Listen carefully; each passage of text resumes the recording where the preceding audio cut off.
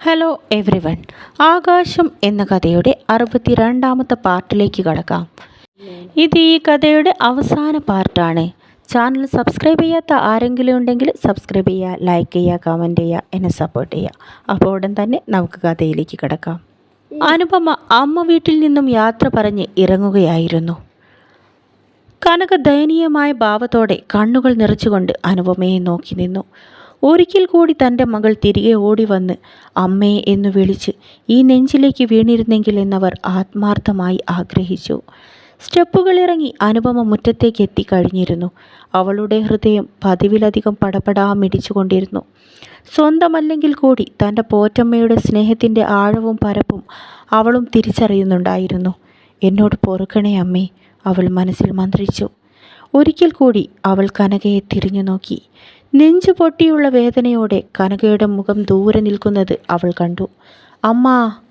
ഒരൊറ്റ ഓട്ടമായിരുന്നു അനുപമ കനകയ്ക്ക് അരികിലേക്ക്.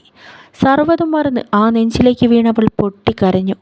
ആ മാതൃഹൃദയം വാത്സല്യത്താൽ നിറഞ്ഞു. എൻ്റെ പൊന്നു മോളെ! കനക അനുപമയെ കെട്ടിപ്പിടിച്ചു. എൻ്റെ അനു, അമ്മേനെയും ആൻറ്റിയെയും ഈ അമ്മ വീടും ഇവിടെയുള്ളവരെയൊക്കെ വിട്ട് എൻ്റെ മോൾക്ക് പോവാൻ കഴിയോ? ആലീസ് അവളുടെ കവിളിൽ മൃദുവായി തലോടി. കരഞ്ഞു തളർന്നവൾ ആലീസിൻ്റെ മുഖത്തേക്ക് നോക്കി. എൻ്റെ പൊന്നു മോളെ, ഞാൻ നിന്നെ പ്രസവിച്ചില്ലെങ്കിലും നീ എൻ്റെ മോള് തന്നെ. ഈ ലോകത്ത് ആരെക്കാളും കൂടുതൽ ഞാൻ നിന്നെ സ്നേഹിക്കുന്നുണ്ട് മോളെ. എല്ലാം നിൻ്റെ തോന്നലാണ്. നിനക്കൊന്നും നഷ്ടപ്പെട്ടിട്ടില്ല. ഒരുപക്ഷെ നിൻ്റെ പെറ്റമ്മയേക്കാൾ സ്നേഹത്തോടെയാണ് കനക നിന്നെ വളർത്തിയത്. അവളേക്കാൾ നല്ലൊരമ്മയെ നിനക്ക് വേറെ കിട്ടാനില്ല മോളെ. ആ സന്തോഷ നിമിഷത്തിലേക്കാണ് അവർക്ക് പിന്നിലായി ബാലചന്ദ്രൻ്റെ കാറ് വന്ന് നിർത്തിയത്. പരിചയമില്ലാത്ത വണ്ടി കണ്ടതും എല്ലാവരും ഒന്നിച്ച് മുറ്റത്തേക്ക് നോക്കി. കാറിൽ നിന്നും ബാലചന്ദ്രനും ലക്ഷ്മിയും പുറത്തേക്ക് ഇറങ്ങി വന്നു. തൻ്റെ അടുത്തേക്ക് നടന്നു വരുന്ന ബാലചന്ദ്രനെ കണ്ട കനകയുടെ മുഖത്ത് വിളർച്ച ബാധിച്ചു. ലക്ഷ്മി കനകയുടെ കൈകളിൽ വന്ന് പിടിച്ചു. ആൻറ്റി, മനസ്സിൽ ഇനിയും പപ്പയോട് ദേഷ്യം തോന്നരുത്. അവൾ കനകയോട് വർഷങ്ങൾക്ക് മുമ്പ് സംഭവിച്ച കാര്യങ്ങളെല്ലാം വിശദമായി പറഞ്ഞു കൊടുത്തു. ആൻറ്റിയെ വിവാഹം കഴിക്കാൻ വേണ്ടി തന്നെയാ പപ്പ അന്ന് മനസ്സിലുറപ്പിച്ചുകൊണ്ട് ഞങ്ങളെ കൂട്ടാൻ വേണ്ടി നാട്ടിലേക്ക് തിരിച്ചു വന്നത്. എന്നാൽ പപ്പയുടെ വിശ്വസ്തനായ സുഹൃത്ത് എല്ലാവരെയും ചതിക്കുകയായിരുന്നു. അയാളുടെ സഹോദരിയുടെ ജീവിതം മികച്ചതാക്കാൻ വേണ്ടി അയാൾ എല്ലാവരെയും ചതിക്കുകയായിരുന്നു. കേട്ടതൊന്നും വിശ്വസിക്കാനാവാതെ കനക പകച്ചു നിന്നു. ബാലചന്ദ്രൻ ദൂരത്തേക്ക് കണ്ണു നട്ട് അവർക്കരികിൽ തന്നെ നിൽപ്പുണ്ടായിരുന്നു. അനുപമ അദ്ദേഹത്തിനരികിലേക്ക് ചെന്നു.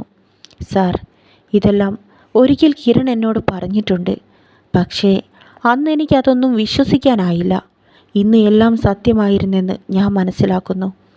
ഗായത്രി മാമിന് ശ്വേതയും കിരണും തമ്മിലുള്ള വിവാഹം നടത്താൻ ആഗ്രഹമുണ്ടായിരുന്നു.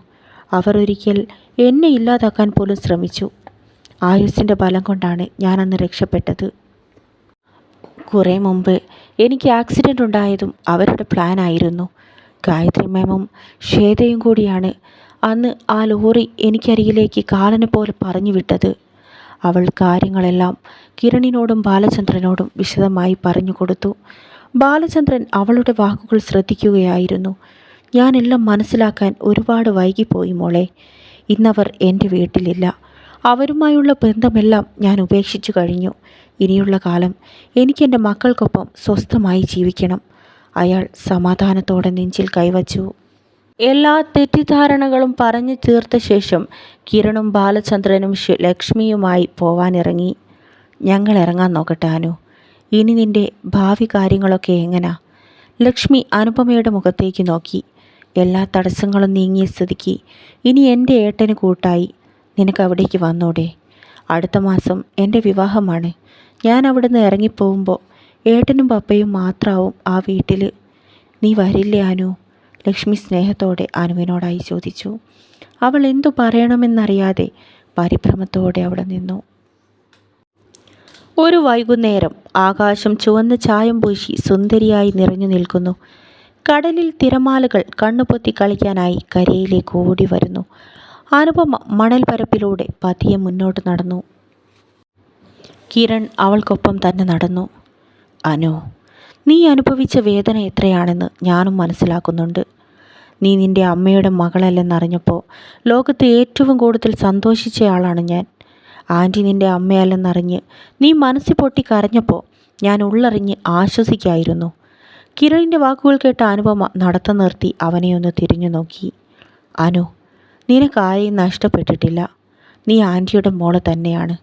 അവൻ അവളുടെ കൈകൾ ചേർത്ത് പിടിച്ചു. നിന്നെ ഞാൻ അത്രത്തോളം സ്നേഹിക്കുന്നുണ്ട് പെണ്ണെ. നീയില്ലാത്തൊരു ജീവിതം എനിക്ക് സങ്കല്പിക്കാൻ കൂടെ കഴിയില്ല.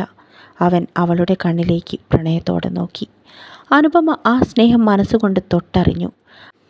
അവൾ കിരണിൻ്റെ നെഞ്ചിലേക്ക് ചേർന്ന് അവനെ കെട്ടിപ്പിടിച്ചു. കിരൺ, സാഹചര്യങ്ങൾ കൊണ്ടാണ് ഞാൻ നിന്നെ വേദനിപ്പിച്ചത്. താൻ എൻ്റെ സഹോദരനാണെന്ന് പറഞ്ഞപ്പോൾ ഞാൻ തകർന്നു പോയി. എനിക്കപ്പോൾ അങ്ങനെ മാത്രമേ ചെയ്യാൻ കഴിയായിരുന്നുള്ളൂ. അച്ഛനും അമ്മയും എൻ്റെതല്ലെന്നറിഞ്ഞപ്പോൾ നീ എൻ്റെ ജീവിതത്തിൽ നിന്നും അകന്നു പോവില്ലല്ലോ എന്ന സമാധാനത്തിലാണ് ഞാൻ പിടിച്ചു നിന്നത്.